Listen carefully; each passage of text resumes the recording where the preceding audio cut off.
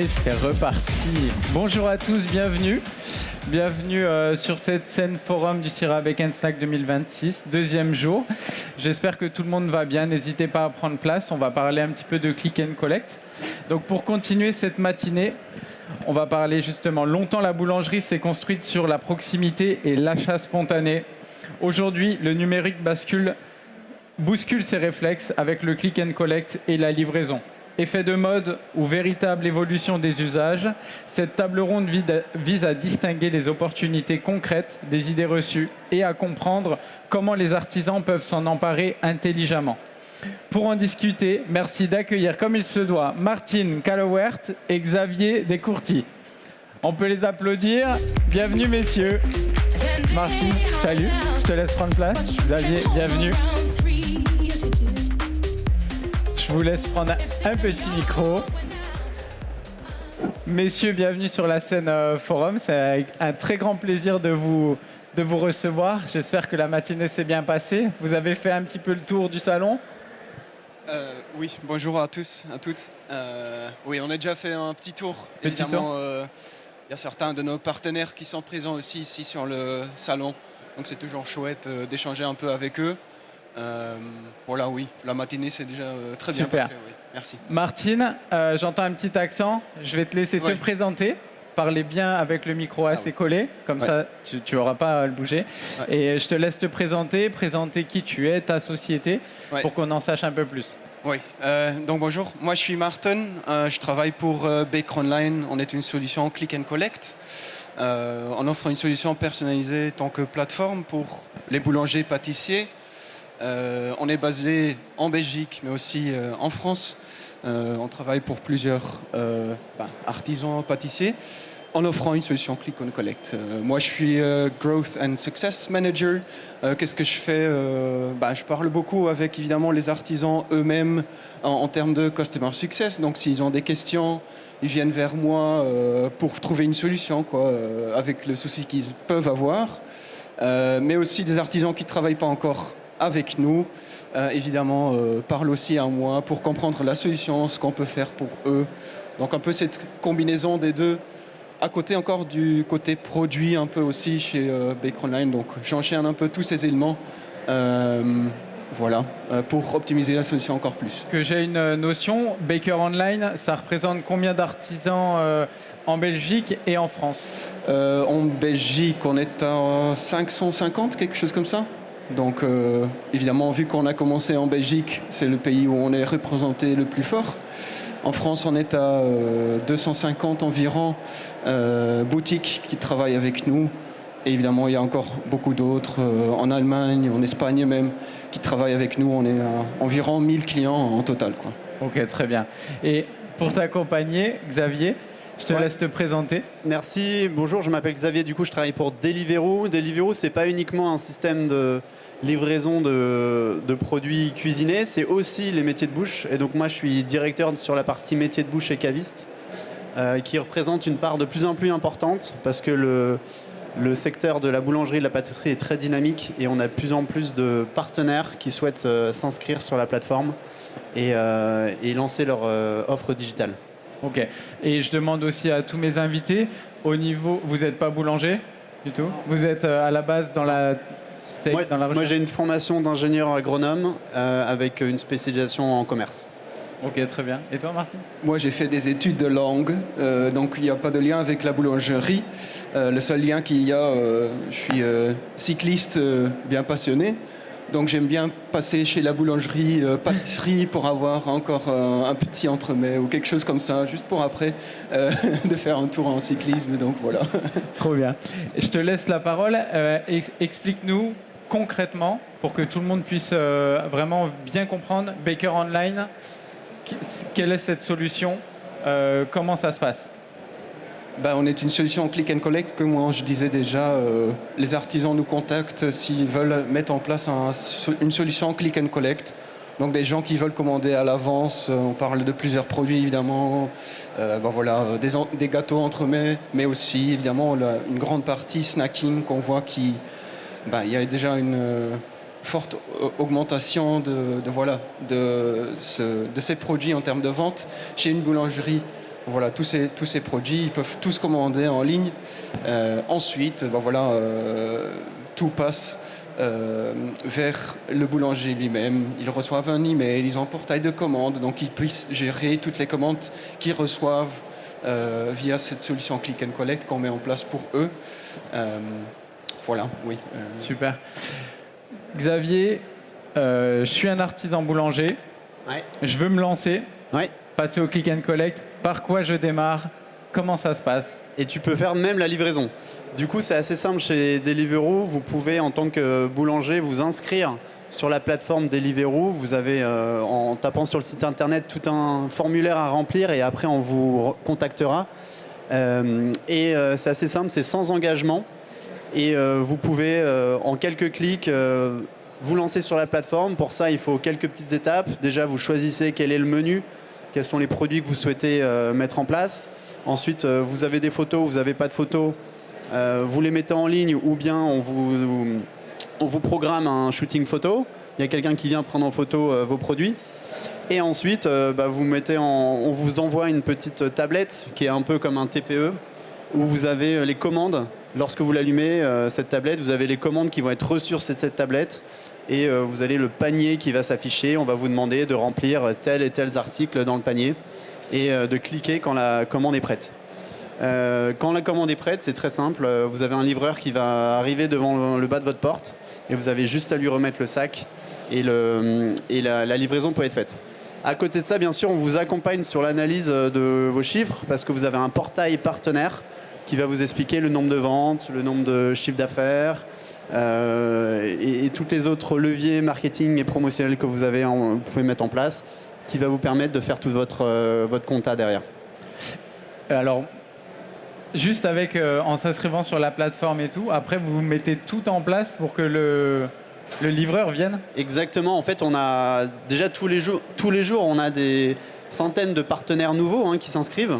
Donc tout ça, ça fait partie d'un processus qu'on connaît très bien. Et on a une flotte de livreurs qui sont existants et qui, eux, lorsqu'ils allument leur application Deliveroo Livreur, reçoivent des notifications de commandes qui sont le plus proches de là où ils sont. Et on leur demande d'aller au partenaire restaurateur ou boulanger A pour aller livrer le consommateur en B, tout simplement. Ok. Tout ça est déjà géré par toute la flotte qu'on a et on est en France depuis déjà plus de 10 ans. Donc on a une très bonne connaissance du métier. Et pour vous, c'est un peu le même système où c'est pareil, vous allez mettre en relation des livreurs, mais je sais que ça doit être peut-être difficile, non, d'avoir des livreurs si les boulangeries sont très éloignées, comment ça marche? Chez nous, le focus est plutôt sur le click and collect au lieu de la livraison elle-même. Donc là, c'est un peu la différence entre les deux, je dirais. Mais bon, la même chose. Il y a un portail de commande, évidemment. Le client, il passe une commande. Il y a un portail de commande dans lequel toutes les commandes y sont affichées. Le boulanger lui-même, il a la gestion complète sur son catalogue. Il peut changer, mettre disponible ou indisponible certains produits, configurer tout lui-même. On leur explique comment le faire pendant une formation assez approfondie, quoi. Donc, pour faire en sorte que l'artisan, il peut le gérer indépendamment. Mais évidemment, on est là encore s'ils ont des questions. Quand un produit il est commandé, ils reçoivent aussi une alerte sur leur tablette ou un PC. L'étiquette peut être imprimée automatiquement quand il y a une commande qui sort, tous des choses comme ça pour faire en sorte que ça soit préparé à temps, quoi. Et l'artisan, quand vous allez démarcher, il va se lancer, qu'est-ce que tu vas lui conseiller? Parce que chez un artisan, on va avoir une gamme au minimum 7-8 pains, on va avoir 10 viennoiseries, on va avoir du snacking. C'est quoi le conseil pour démarrer petit à petit, peut-être pas à pas? Oui, dans la question, il y a déjà petit à petit. Effectivement, ça c'est le conseil qu'on donnerait déjà. C'est mettre le focus surtout sur les produits qui vendent le plus. Qu'on sait qu'il y a une forte demande, où on peut faire en sorte que si on offre un service click and collect, que les clients, point final, ils peuvent éviter une file d'attente. Donc on commence comme ça, avec les produits qui se vendent le plus. Et petit à petit, effectivement, quand on connaît un peu comment fonctionnent les systèmes, quels paramètres qu'il faut mettre. On peut mettre plus et plus de produits, mais mettre surtout le focus sur les produits principaux, quoi. On note beaucoup de boulangers qui commencent chez nous pendant la période de fête ou juste avant. En septembre, il y a une forte demande de ça parce qu'il y a évidemment beaucoup de boulangers qui font énormément, mais énormément de chiffres d'affaires vers le fin d'année. Et ensuite, les clients s'habituent et ensuite, ils continuent à commander. Donc voilà. Ok. Et Xavier, est-ce que tu peux nous dire les avantages du digital? Parce que moi qui suis dans la boulangerie, donc je propose des formations sur les réseaux sociaux, j'accompagne des meuniers et c'est vrai qu'il y a toujours la même question des artisans qui vont se dire non mais est-ce que Fabrice tu penses vraiment que c'est important d'être sur les réseaux? On en a évoqué dans notre préparation préliminaire et bon pour vous c'est pour moi essentiel. Je dirais qu'il y a 3 gros avantages de lancer en livraison. Le premier c'est que vous étendez votre zone de chalandise. Nos livreurs ils vont livrer jusqu'à environ 15-20 minutes de livraison, donc ça fait une zone de chalandise qui est bien plus grande que le lieu physique. Et donc vous allez avoir des clients que vous allez pouvoir atteindre des clients que vous n'arrivez pas à atteindre sur votre magasin physique. La deuxième chose, je dirais que vous allez pouvoir augmenter votre panier moyen. En livraison, on a tendance à un petit peu plus commander. On commande pour la famille, on commande pour l'entreprise. On a aussi beaucoup de B2B, bien sûr. Et donc, vous allez pouvoir augmenter votre panier moyen là-dessus. Et on sait qu'un panier moyen qui est plus gros, c'est mieux pour le chiffre d'affaires. Et enfin, je dirais, le troisième avantage qu'il y a vraiment la livraison, c'est tout ce côté e-commerce. Vous allez avoir beaucoup de données, d'informations sur vos consommateurs que vous n'aurez jamais en physique. Est-ce que j'ai beaucoup de nouveaux consommateurs? Est-ce que quelle est la fréquence d'achat de mes consommateurs? Quel est le panier moyen de mes consommateurs? Est-ce qu'ils viennent à telle heure, à tel jour? Est-ce qu'ils viennent que pour la galette? Ou est-ce qu'ils reviendront aussi pour la chandeleur? Voilà, vous allez pouvoir aller vraiment très loin et en prenant le temps de bien utiliser la donnée, et vous allez pouvoir derrière mettre en place des actions marketing et commerciales qui seront encore plus pertinentes et du coup ça vous coûtera encore moins cher pour générer des achats incrémentaux. Ouais. Et est-ce que tu peux nous dire, Martine, comment tu rassures les artisans qui doutent pour faire passer la chose? Et est-ce que vous avez des techniciens? Est-ce que vous êtes nombreux pour accompagner, par exemple? Parce que souvent, il faut tenir un peu la main. Parce que dès qu'il va falloir rentrer des informations un peu personnelles, des données, est-ce que vous avez de la formation sur site? Est-ce que c'est prévu dans votre pacte d'associés? Est-ce qu'il y a des choses à signer? Tu peux me dire? Oui, vous parlez de la formation, évidemment, ça c'est bien inclus, comme je disais déjà avant. On veut que les artisans, ils peuvent le faire eux-mêmes, pas parce qu'on ne veut pas les assister, non, contrairement, pour que, ils peuvent gérer facilement eux-mêmes. Donc oui, quand ils ont signé le contrat, chez nous, évidemment, tout d'abord, on fait un call kick-off, on l'appelle, on parcourt un peu toutes les étapes qui suivront, juste pour dire soyez tranquille, on va le faire, ça va fonctionner, on est là pour vous guider. Évidemment aussi côté technique, en ce qui concerne mon site web, comment je dois le faire pour que la solution Click and Collect elle peut être intégrée, comment on peut faire. Ah oui, vous faites comme ça, comme ça, comme ça. On a toutes ces connaissances techniques déjà depuis tellement d'années d'expérience sur le marché. Qui nous aide évidemment côté Bakeronline de faire en sorte que l'artisan il est plus tranquille. On fait une formation, ça peut aller de 1h30 jusqu'à 3h même s'il faut. Le but principal c'est qu'ils comprennent pour qu'ils soient à l'aise quand il y a quelque chose qui vient en termes de commande en ligne, qu'ils soient tout tranquilles. Ensuite, s'il y a des questions, on est présent aussi, ou on est disponible aussi pendant le week-end, samedi, dimanche, s'ils veulent nous appeler, par exemple, pour une question technique, on est là, quoi. Voilà. D'accord. Et Xavier, je me demande, parce que les artisans boulangers, ils sont très sensibles au prix. Ils sont toujours en train de se dire est-ce que je peux passer mon croissant de 1,10 € à 1,20 €? Tout le monde va être choqué. Est-ce que la livraison est compatible avec la marge et l'organisation? Surtout la marge. Alors, très bonne question et c'est vrai qu'il ne faut pas se cacher. Le fait de se lancer sur une plateforme de livraison a un coût. Et le coût, aujourd'hui, c'est une commission qui est à l'achat. C'est-à-dire que s'il n'y a pas de vente, vous ne payez rien. Il n'y a pas de frais fixes. vous payez qu'à chaque commande qui est effectuée. Alors en effet, du coup, il y a un coût par commande, mais l'avantage de se lancer en livraison, par exemple sur Deliveroo, il faut le voir plutôt sur la masse de marge que sur le taux de marge. Je m'explique. En se lançant en livraison, vous allez pouvoir atteindre plus de clients, donc vous aurez plus de volume, vous allez avoir des paniers moyens qui seront plus élevés, et vous allez aussi pouvoir avoir des possibilités de faire des promotions qui sont hyper ciblées sur du recrutement, par exemple, pour ne proposer, je ne sais pas, moins 10% uniquement à des clients qui n'ont jamais commandé dans votre boulangerie. Chose qui n'est pas possible, bien sûr, sur le physique. Donc avec ces 3 aspects, vous allez augmenter le nombre de ventes et donc vous allez augmenter votre masse de marge en utilisant la livraison comme un nouveau canal de distribution, par rapport au physique. D'accord. Et avec un petit peu ton expérience et après plusieurs années de click and collect, est-ce que tu peux nous dire les produits phares? Est-ce que tu peux vraiment définir, je pense qu'avec le suivi, vous l'avez, vraiment, que ça soit en pain ou en viennoiserie ou en snacking, est-ce que tu peux nous faire le top 3 des produits?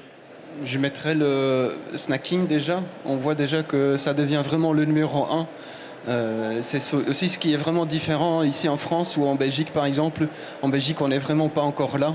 Ce développement de cette idée de snacking. Et on le voit en click and collect, les produits qui se vendent le plus, que c'est vraiment encore le snacking qui est le numéro 1.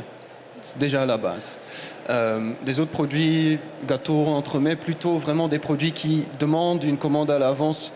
Moi, je peux passer chez une boulangerie, me prendre un sandwich, et il y aura du stock, mais il n'y aura pas peut-être mon entremets pour 8 personnes, pour 10 personnes que je préfère, que j'aimerais bien avoir pour le week-end, pour ma famille qui vient. Voilà, ça c'est des produits aussi qu'on voit qui sont dans le top 3. Okay. Je dirais aussi les viennoiseries, comme Xavier a déjà mentionné, si on est en entreprise, on veut commander à l'avance vraiment une belle quantité de viennoiseries pour une réunion ou autre. Voilà, ça c'est vraiment les produits qu'on voit déjà. Ouais. C'est intéressant parce que du coup chez Deliveroo, c'est la viennoiserie en 1, c'est sûr. C'est un petit peu ce qui va vous faire le volume toute l'année. En 2, les pâtisseries individuelles qui marchent très bien parce qu'on a envie de se faire un peu plaisir. Ou alors elles font partie du menu déjeuner qu'offre le boulanger. Et en 3, les marronniers. On sort de la galette où on en a trop mangé le week-end dernier, mais on le sait tous. Mais on en a. C'est toujours un carton et c'est encore d'année en année de plus en plus de cartons. Là, le prochain marronnier sera soit la Saint-Valentin, soit la Chandeleur. Bref, ça marche aussi très bien. Parce que c'est aussi des temps où on a aussi envie de faire de cadeaux et la livraison s'y prête beaucoup. Ok. C'est vrai que plutôt que livrer des fleurs, on peut livrer une galette. C'est pas exactement. J'y ai jamais pensé. Mais faites ça la prochaine fois ou pour la Saint-Valentin, faites livrer. Choisissez la plateforme chocolat qui vous plaît. Je veux pas de problème. Pareil, je me posais une question parce qu'en boulangerie, on va avoir tout le stockage du pain, de la viennoiserie qui n'est pas problématique. Par contre, dès qu'on arrive sur les éclairs, les produits à base de crème, d'entremets, etc., dès que ça sort, on a toujours peur à cause de la vitrine réfrigérée et tout. Comment se passe cette réflexion entre la livraison et tout? Je suis curieux. Alors, il y a en effet surtout dans la pâtisserie, beaucoup de craintes sur la livraison sur 2 choses. 1, la chaîne du froid.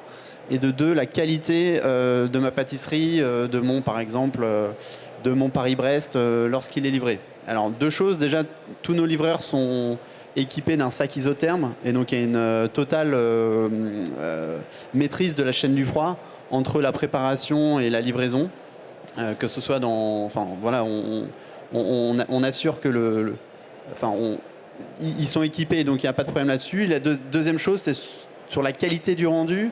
Je trouve que les boulangers ont fait énormément de progrès sur le packaging et je pense que toute l'industrie du packaging aussi a fait énormément de progrès. Et maintenant, on arrive à avoir des packagings qui permettent à avoir ce qu'on appelle des reteneurs ou des ralentisseurs, des choses qui font que votre pâtisserie elle va pas bouger dans le sac. Et lorsqu'elle sera livrée, elle sera aussi belle que ce que vous proposez en boutique à vos clients. Et est-ce que... Parce que le client, bien sûr, il va aller sur l'appli, il va sélectionner l'éclair, par exemple, magnifique avec un glaçage parfait. Oui. Si ça arrive on ouvre la boîte et c'est bof. Oui, alors À qui ça arrive et bien sûr, il y a ce risque-là qui existe. On a tout un parcours client qui est offert à chacun de nos... Enfin, dès que vous faites une commande, vous pouvez prendre en photo ce que vous avez reçu, expliquer sur l'application que ça a été reçu renversé, cassé ou je ne sais quoi. Et ensuite, on a tout notre service client qui va vous contacter, qui va potentiellement vous faire un remboursement du produit ou pas. Voilà, donc tout ça c'est, je veux dire, assez standard. On l'a déjà, on le vit sur chacun des différents types de nourriture, hein, que ce soit sur la livraison de la pizza, de la livraison de produits comme de la pâtisserie qui sont fragiles ou même de la glace. Tout ça, on est très au fait. Et Martine, tu peux nous dire un petit peu, après, avec toute votre expérience, quelles sont les erreurs à éviter? Voilà, je suis artisan. Avant de me lancer, toi qui as déjà vu pas mal de situations, vraiment le truc à ne pas faire. Comme je disais déjà avant, mettre déjà tout son catalogue en ligne et juste faire et ne pas écouter les conseils, par exemple, commencer tranquillement. Ce qu'il faut surtout éviter aussi, c'est de ne pas communiquer sur la solution que vous proposez. Parce que la communication, elle est clé. On offre une solution click and collect. Vous pouvez commander chez nous en ligne. On le fait, il ne faut pas appeler la boutique, il ne faut pas venir. Il y a une opportunité qui existe de commander vos produits préférés en ligne pour vous assurer que vous avez le produit sur le moment que vous voulez. Donc oui, ça serait mon conseil déjà principal, ne pas parler du fait que vous l'avez. Ensuite, voilà, à nouveau, on est là chez Bakeronline pour aider le client s'ils ont des questions. Sur soit que ça soit quoi, j'arrive pas à le mettre sur mon site web comme je disais déjà avant, j'arrive pas à configurer cela. Voilà, si vous avez une solution digitale, il faut aussi avoir un partenaire comme Bakeronline qui est là si vous avez des questions. Donc voilà, poser des questions aussi, voilà, un conseil assez important. Ouais. Ok. Et Xavier, est-ce que tu peux nous dire un peu quelle part représente aujourd'hui la boulangerie-pâtisserie dans la livraison? Est-ce que tu vois un essor petit à petit ou ça reste encore timide? Quels sont les leviers qui vont faire que ça sera commun, quoi? Oui, alors nous sur la plateforme, on en a de plus en plus. On voit sur les 3 dernières années de plus en plus de partenaires boulangers qui s'inscrivent. Que sur la livraison, donc on a un essor là-dessus. Par contre, je crois qu'il y a 23 000 boulangeries en France. On en est encore très loin. Donc il y a encore, pour ceux qui se lancent, ils sont quasiment encore les seuls dans leur zone. Donc il y a vraiment un marché à conquérir encore. Et il y a une opportunité de se lancer et d'être un peu le premier à se lancer. Et si on fait ça très bien, et ben on arrive à conquérir de nouveaux marchés, aller au-delà de la zone de chalandise et utiliser la livraison comme vraiment un vrai canal un vrai levier de croissance supplémentaire.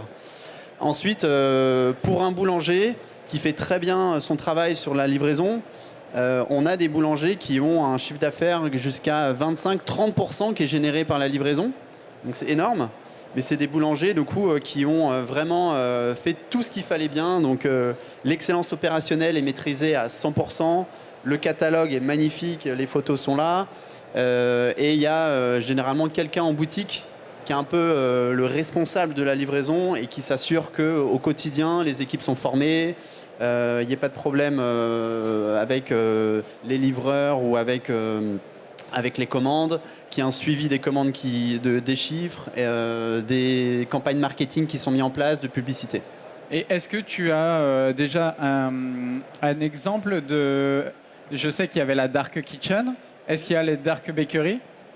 Non, pas encore. C'est bon pour moi, alors. Ouais, ça n'existe pas encore. Néanmoins, on a pas mal de grands groupes qui ont leur labo généralement en périphérie de grandes villes, qui se posent des questions à se dire est-ce que ça peut pas être un point de retrait de mes produits, parce que ça allégerait le travail de mes vendeurs en boutique, et de deux, ça permettrait d'aller dans des zones où mes boutiques ne sont pas, généralement en centre-ville. Quand je pense à la région parisienne, généralement les labos sont en petite couronne.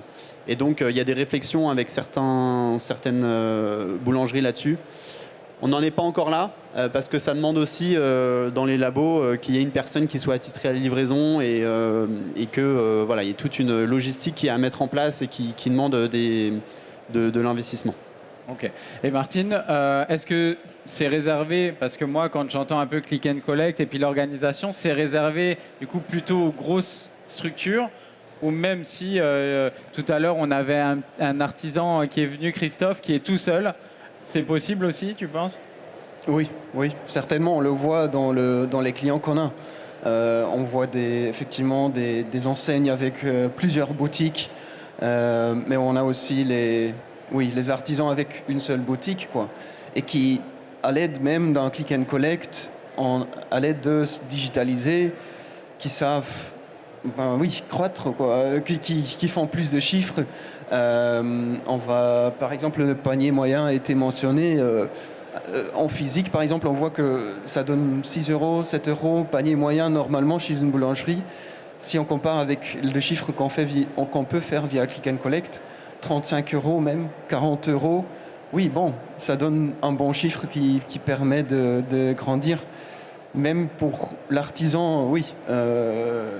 C'est pas seulement les grandes chaînes. On a beaucoup de petits, si on veut le dire comme ça, parce que je n'aime pas trop, mais beaucoup d'artisans, voilà, avec une boutique, avec juste un responsable qui font aussi du click and collect, qui font génial.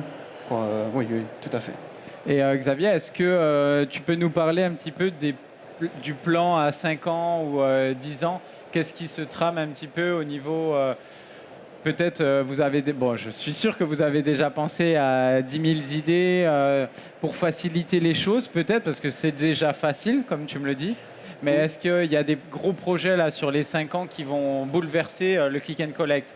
Alors, déjà, je pense qu'en termes de ce qu'on appelle, nous, de sélection, c'est-à-dire d'offres, on peut se rendre compte qu'il y a des grandes chaînes de boulangerie ou des grands noms de la boulangerie qui sont aujourd'hui pas encore sur la livraison. Pour des raisons ils y croient pas ou ils n'ont pas le temps et tout. Moi, je pense que dans les 5 prochaines années, il n'y aura pas un grand groupe qui se dit que la livraison ne doit pas faire partie de leur stratégie commerciale. Et donc, je m'attends à ce qu'on soit de plus en plus sur le marché et donc que ce soit de plus en plus concurrentiel pour les boulangers qui sont déjà présents sur la livraison.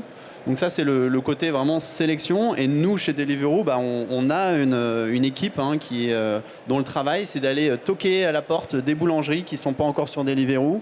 Et ils vont parcourir les centres-villes, ils vont prendre leur téléphone et ils vont convaincre des boulangers de se lancer. Que ce soit des boulangers indépendants ou des grandes chaînes qu'on connaît tous et qui sont partout en France. Voilà, ça, je pense que ça va être un grand projet. Et après, je crois beaucoup au pouvoir de la technologie. Aujourd'hui, on est capable d'offrir des choses assez spécifiques à des clients. Ça veut dire que je peux dire, voilà, toi, tu es étudiant, je t'offre ce menu déjeuner à 10 euros, alors que normalement, il devrait être à 13. C'est déjà vachement bien. Mais je pense que dans les 5 prochaines années, pour aller encore plus loin dans la personnalisation des offres qu'on peut faire, c'est-à-dire, je ne sais pas moi, dire que je veux uniquement une tranche d'âge, je veux uniquement des gens qui ont commandé la galette, je veux absolument leur proposer mes oursons pour la Saint-Valentin. Voilà, qu'on aille encore plus loin dans la personnalisation des offres. Et puis aussi, il y a quelque chose qu'on apprend dans le e-commerce et dans les grands e-commerce, c'est tout ce qu'on appelle la publicité. Pouvoir sortir du lot d'un algorithme. On sait que sur Deliveroo, la visibilité est hyper importante. Aujourd'hui, on a des offres qui permettent à ce que les boulangers, un peu comme sur Google Ads, investissent pour remonter dans l'algorithme. On en est encore aux premières étapes et je suis sûr que dans 5 ans, un boulanger pourra se dire « Ok, moi je veux investir sur le chrono 18-19 heures et pousser absolument mes dernières viennoiseries parce que comme ça, j'assure que je finis mon stock. » Et je veux absolument des gens qui sont plutôt sur des paniers moyens de, j'en sais rien, 20, 30 euros. On sera, je suis sûr, encore plus fort pour aller chercher les clients qui nous manquent et donc des relais de croissance supplémentaires. Si j'ai encore des questions après cette table ronde, comment je fais pour te contacter? Est-ce que c'est toi que je contacte? Est-ce qu'on peut te voir au salon? Dis-nous tout. Alors, on n'a pas de stand Deliveroo au salon, donc vous pouvez me contacter sur LinkedIn avec grand plaisir et je vous répondrai dans la foulée. Ok. Merci. Et pareil, même question à toi, Martine. Pour moi, la même chose, évidemment, via LinkedIn. Je suis encore ici sur le salon toute la journée. Mon nom, par contre, peut être un peu plus difficile à Je écrire. ne le prononce pas, en tout cas, je te le dis. Juste sur info.bakeronline.fr. Il y a juste aussi, évidemment, une page de contact. Tout retombe vers nous, notre équipe commerciale, quoi. Donc, ou soit moi ou ma collègue Maud, voilà, qui savent certainement vous contacter. Eh bien, écoutez, merci beaucoup, messieurs. Je pense qu'on peut les applaudir. Merci si vous beaucoup. avez des questions, n'hésitez pas à les attraper dans les allées. Et nous, on va continuer la journée, là, dans quelques minutes, avec la remise des prix des pépites de la boulangerie. Et à 14h, une table ronde pour mieux comprendre le phénomène des boulangeries de rond-point. Merci à tous et à tout de suite. Ouais, c'est bon, on peut applaudir. Vous passerez voir. Y a les phrases que tu dis, les phrases de mec facile, les phrases que j'oublie, bourré dans la nuit, et ton corps qui se tord, seulement pour me plaire. Mais tu sais, moi je mords tes rêves imaginaires. Y a des bugs dans ma tête, Tes rêves imaginaires. y a des bugs dans ma tête. Quand j'écrase ma cigarette. Ici tout le monde déraille, t'es 100 fois trop bonne. T'as bugué nos entrailles, t'es 1000 fois trop sexe. Je continue à danser sur des hits sales. Si t'étais tout à moi, tu serais mon casse-dalle. Je continue à danser sur des hits sales. Si t'étais tout à moi, tu serais mon casse-dalle. Je manque d'applications comme les GSM. T'as réparé le mal que j'avais laissé. T'es 1000 fois trop bonne pour que j'ai le seum.